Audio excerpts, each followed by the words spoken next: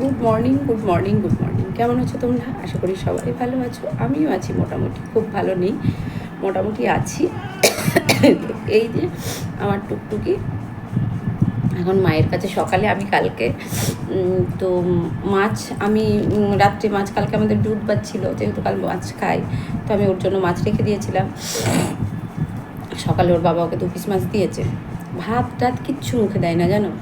দিয়ে এখন ওর বাবা আসলো বাজার থেকে, মনে করছে মাছ এনেছে, তাই একটু ওর বাবার সাথে একটু ক্যাও ক্যাও করলো।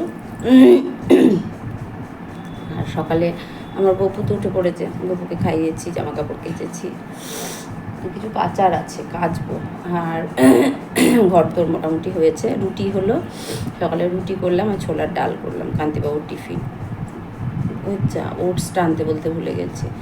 কান্তিবাবুর টিফিন হলো রুটি আর ছোলার ডাল, আর শশা কেটে দিয়েছিলাম, ফল ছিল তার সাথে।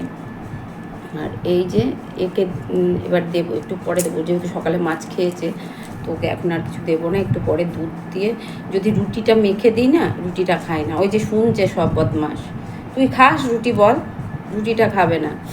ভাত দিলে, মাছ দিয়ে ভাত দিলে ভাতটা খাবে না, মাছটা সেই ছিঁড়ি বিড়ি করে সেই ছাড়িয়ে কাটা ছাড়িয়ে অনেক যত্ন করে ওকে দিতে হয়।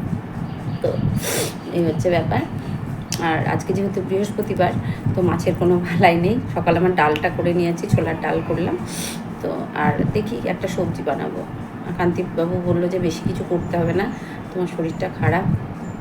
আর আজকে বললাম না, দুদিন এই জ্বরের থেকে উঠে না শরীর, তারপরে দুদিন খুব পরিশ্রম করলাম, আরও শরীর দুর্বল হয়ে গেছে। রোজ রোজ তোমরাও শুনতে শুনতে বোর হয়ে যাচ্ছ, আমিও বলতে বলতে বোর হয়ে যাচ্ছি। আর ঠান্ডা লাগলে না প্রচণ্ড হাঁপ লেগে যাচ্ছে। আর যেটা হচ্ছে, কান্তিবাবু খেলো, খেয়ে বেরিয়ে গেল, আর ও সেই পিছন পিছন, কান্তিবাবুর পিছন পিছন গেল, গিয়ে যাই হোক কান্তিবাবুকে কী বললো জানি না, ইয়ে করলো। আর আমি ওর সাথে যদি বেশি কথা বলা হয়, যদি কোনো টাইমে বেশি গায়ে লাগা হয়, তো যাই হোক এবার রান্নাতে হাত দেবো। গেট ফেট ধোয়া যা কিছু হয়ে গেছে, কাচার আছে, কিছু কাচবো। আর ঘাড়, এই যে স্পন্ডিলাইটিসের জন্য এই দিকটা প্রচণ্ড ব্যথা। ব্যায়াম করলাম সকালে, ব্যায়াম করে ফলেনি টলেনি লাগালাম। তো এবার দেখি কী কাজ কামে হাত দেবো, ভালো লাগছে না কাজ করতে। কিন্তু আবার জানো তো, চেয়ারটা টেনে নিই, আমার কাজ আমি নিজে করতেই পছন্দ করি। কাজ হয়ে গেছে, বাসন ধোয়া হয়ে গেছে, বাসন তো আমি রাখি না, রাত্রেই ধুয়ে ফেলি, শুধু কাচতে আছে। কাচাটা প্রতিদিন 1 বালতি করে কাচা, 1 বালতি ভেজানো আছে সার্ফে, সেটা কাচতে হবে প্রতিদিন। আর ঘর মুছতে হবে, আজ বৃহস্পতিবার, ঘর তো মুছবই। তো সকালে উঠে কান্তিবাবুকে চাটা করে দিয়েছিলাম, করে দিয়ে আমি আবার একটু শুলাম। ওকে 6:30টার সময় উঠে চা করে দিলাম, চা বিস্কুট খেলো, খেয়ে ও দোকানে চলে গেলো, তারপরে আমি একটু শুয়েছিলাম। তো উঠে আবার গপুকে উঠিয়ে, গপুকে মুখ হাত পা ধুয়ে দিয়ে, দাঁড়াও দেখায় কোথায় উঠেছে। ও উঠে বসে আছে, ওর বাবা স্যানিটাইজ করে দিয়েছে, ওর পিঠের ব্যথাটার ওষুধ দিয়ে দিয়েছে, সমস্ত কিছু করে দিয়েছে, ওখানে উঠেও বসে আছে। ও যে ওর অবাধ বিচরণ, ও সব জায়গায় থাকে আমার বাড়িতে। হ্যাঁ, তো ওই দেখো এখন ওখানে উঠেছে, কালকে ওখানে উঠে ঘুমাচ্ছিল, ওই গ্রিলটাতে উঠে ঘুমাচ্ছিল, আজ আবার ওখানে উঠে বসে আছে। এই দেখো স্নান টান করে চলে এসেছি। তো এখন একটু সানস্ক্রিন না মাখলে না একটু ইয়ে হয়, মানে রান্না করতে যাব, রোদ্রে বেরোবো, কারণ আমার তো বসে থাকলে হবে না, আমাকে কাজ করতে হবে, বিশেষ করে রান্না করব। তো স্নান করে উঠে সানস্ক্রিন মেখে ঠোঁটে একটু লিপ বাম দিয়ে, এটা ভেবো না যে স্নান করে উঠে লিপস্টিক লাগাচ্ছি, না গো, এটা একটা লিপ বাম, কারণ ঠোঁটগুলো বেশ ফাটছে, কেন জানি না, হাওয়ার জন্য হয়তো ফাটছে। আর বৃহস্পতিবার একটু সিঁদুরটা পরে তারপরে পুজোয় বসবো। তো ভাবলাম একবারে স্নানটা করে নিয়ে তারপরে পুজো করবো। তো এবার পুজো টুজো করে তারপরে রান্না বসাবো। আর টিপ খুঁজছি আমি, না সেদিন বাজার থেকে 2 পাতা টিপ কিনে এনেছি, কিন্তু কোথায় রেখেছি সেটা খুঁজে পাচ্ছিলাম না। 2 পাতা টিপ, ভালো ভালো টিপ, কোথায় রাখলাম 2-3 পাতা টিপ খুঁজে পাই না, কোথায় কী জানি কোথায় রেখেছি খুঁজে পাচ্ছি না। তো আমি টিপ পড়তে খুব ভালোবাসি, কিন্তু ছোট্ট টিপ। হ্যালো বন্ধুরা, তো অনেকটা সময় পরে আসলাম। আমার স্নান করে এবার পুজো করব, আর সব পর্দাগুলো লাগিয়ে দিয়েছি। আর যেটা হয়েছে, একবারে স্নান করে নিলাম, স্নান করে লক্ষ্মী পুজো আছে, পুজো করব। আর কাজ যা কিছু ছিল কমপ্লিট। রান্না করিনি কিন্তু, সকালে বললাম লুচি ছোলার ডাল ওটা বানিয়েছিলাম, রান্না এখনও বসাইনি, এবার বসাবো। তো কী নিতে আসলাম এখানে, দুব্বো নিতে আসলাম, দাঁড়া কটা দুব্বো তুলে নিই। রোদ্রের তাপ, চৈত্র মাস যেহেতু গরমও পড়ছে, সব লাগিয়ে দিয়েছি, এতটা রোদ্রের তাপ। সকাল থেকে এই কর্ম করলাম, এবার পুজোয় বসবো। দেখো আমি একটুখানি সানস্ক্রিনটা মেখে রোদ্রে গিয়েছি, তাই মুখ ঘেমে গেছে। চলো পুজোর জোগাড় করবো এবার। তো বৃহস্পতিবার আজকে পুজো করতে বেশ খানিকটা সময় লাগে, আর গাছে ফুটেছিল অনেক ফুল, তার মধ্যে সব ফুল আমি তুলতে পারিনি। তো সব ফুল তুলতে না পারলেও যে কটা পেরেছি তুলেছি। তো আমার গপু বাবা স্নান করলো, গপু বাবাকে স্নান করে, এখন গরম পড়ে গেছে, এখন আমার সোনা প্রতিদিন স্নান করে।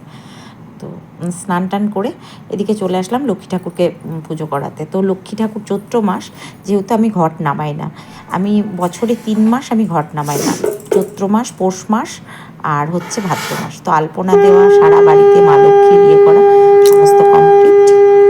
তো এবার শঙ্খ বাজাবো।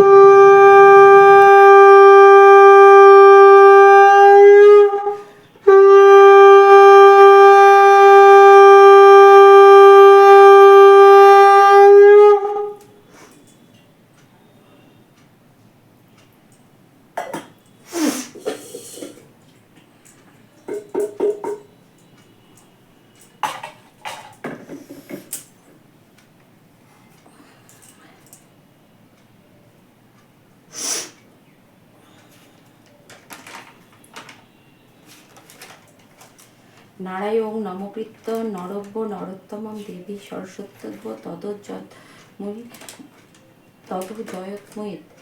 নারায়ণ নমকৃত্যং নরব্য তব দেবীং সরস্বত্যব্য তদো জয় মুদীয়ত।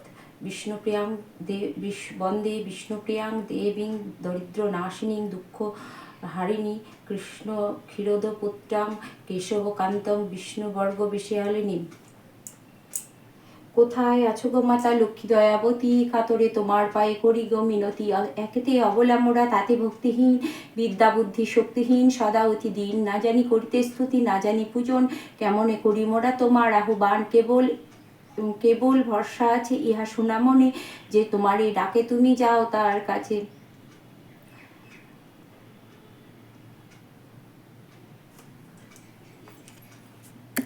আশ্বাস হয়ামণি প্রণামিয়া পায় প্রফুল্ল অন্তর, এবার লইল বিদায়।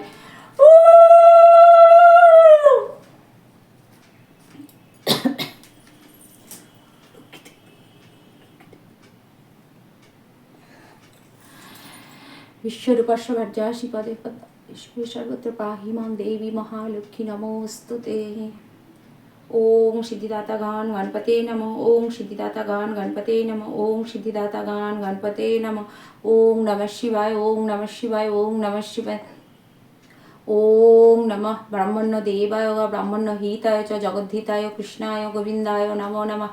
হে কৃষ্ণ করুণা সিন্ধু দীনবন্ধু জগৎপতে, গোপেশু গোপিকা কান্তায় রাধা কান্তায় নমস্তুতে।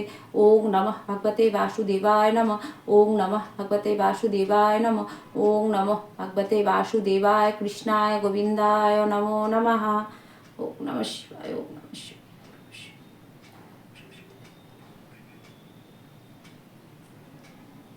গুরু ব্রহ্মা গুরু বিষ্ণু গুরুদেব মহেশ্বর, গুরু হি পরম ব্রহ্ম তস্मै শ্রী গুরুবে নমঃ।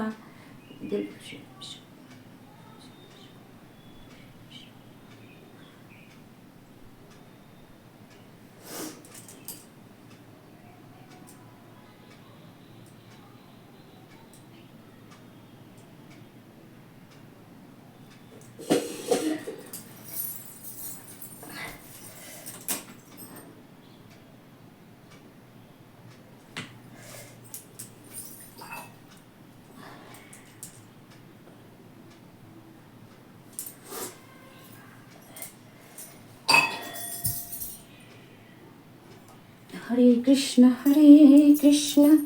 কৃষ্ণ কৃষ্ণ। লক্ষ্মী পুজো ছিল, তো পুজোটা করতে আমার 1 ঘন্টা টাইম লাগে আজকের দিনে।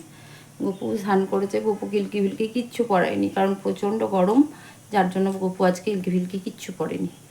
তো এই যে বৃহস্পতিবারের পুজো করতে 1 ঘন্টা টাইম লাগলো। আর অনেক ব্যাপার থাকে, তো ওই জন্য ঠাকুর পরিষ্কার করে থাকে। আর আজকে ভোগে দিয়েছিলাম কলা আর মিহিদানা, যেটা যেদিন দিই আমি সেদিন সেটাই দেখাই। কমপ্লিট হলো, প্রসাদ মুখে দিয়ে এবার একটু জল খাবো, খেয়ে একটু চা খাবো। আর আজ 1টা বেজে গেছে, যেহেতু একটু চা বিস্কিট খেয়ে নেবো, অন্য কিছু আর খাবো না। বৃহস্পতিবার পুজো করতে না অনেক সময় লেগে যায়। 11টায় স্নান করে উঠেছি, কাজ কাম সারলাম, সেরে দিলাম একটু জল খাই। আগে থেকে ডালটা তো আরেকটুখানি সিটি মারলাম।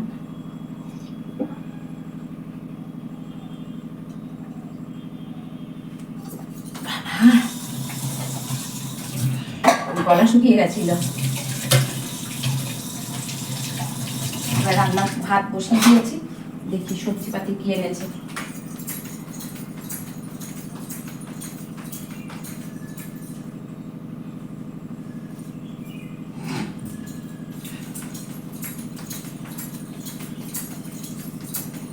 ডালটা তো হয়েছে, একসাথে সবজিগুলো বানাবো। আর প্রসাদ মুখে দিয়ে একটু জল খেলাম, আর টান আসলো বাবা। চলো কান্তি বাবু, আস্তে আস্তে হয়ে যাবে, 1টা বাজে তো। ডাল হয়ে গেছে, ভাতটাও একদিকে দিয়ে দেবো, একদিকে একটা সবজি বানিয়ে দেবো। আর যেহেতু একটা ভাজা বা একটা সবজি খেলে ঝটপট হয়ে যায়, তো খাবে না। খুব জ্বালা কান্তিবাবুর খাওয়া নিয়ে, ভীষণ ভীষণ জ্বালা।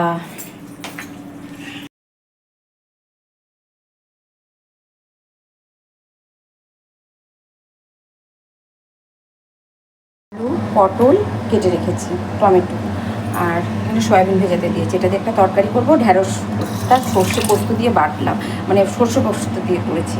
এখানে ভাত হয়ে গেছে, এখানে কড়াতে তেল গরম হয়ে গেছে, দিয়ে দেবো, ভেজে ফেলবো পটলগুলো।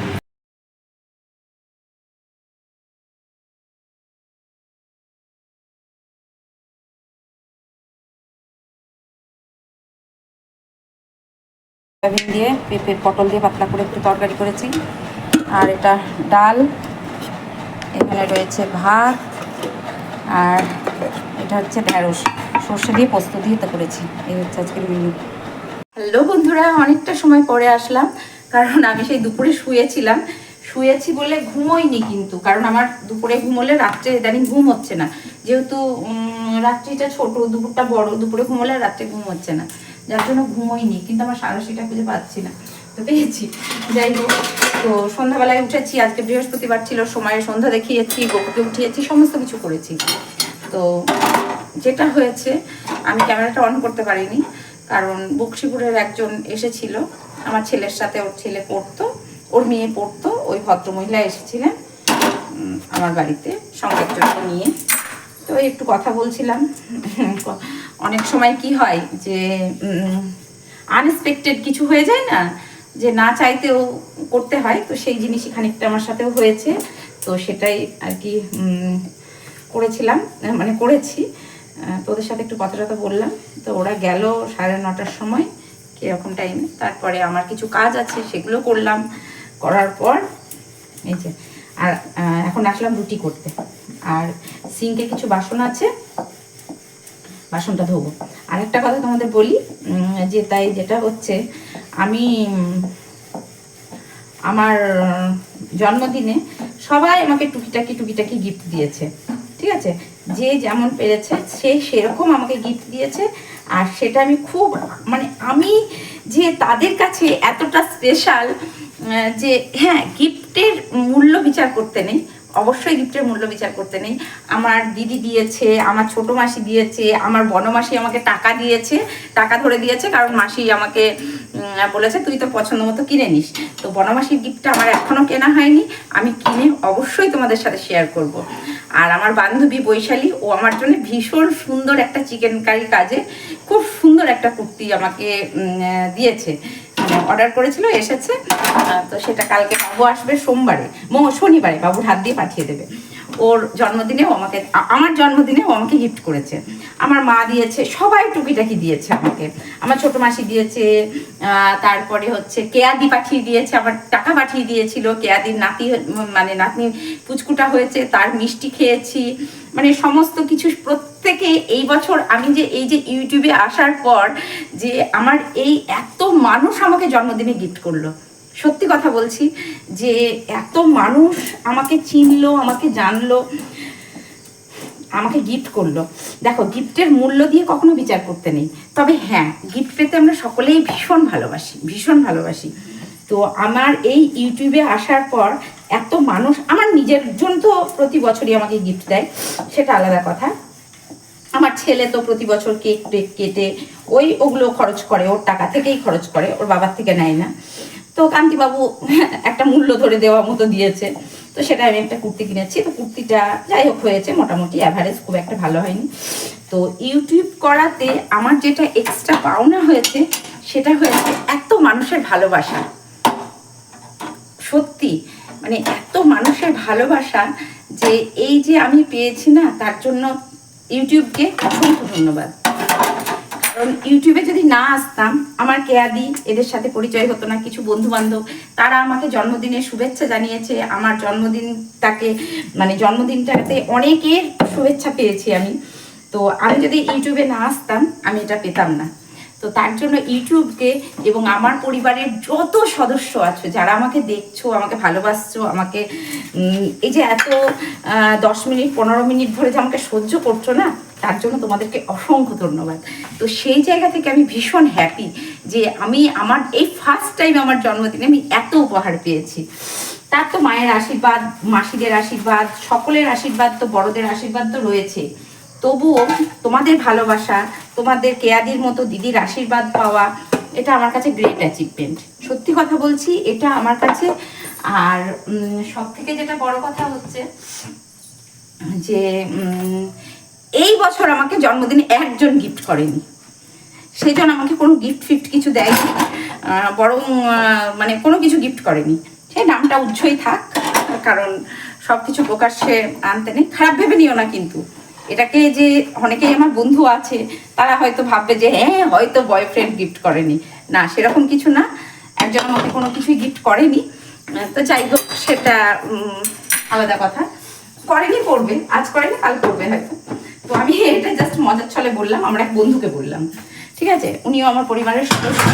আমার এই যে দাঁড়াও এক সেকেন্ড আসছি,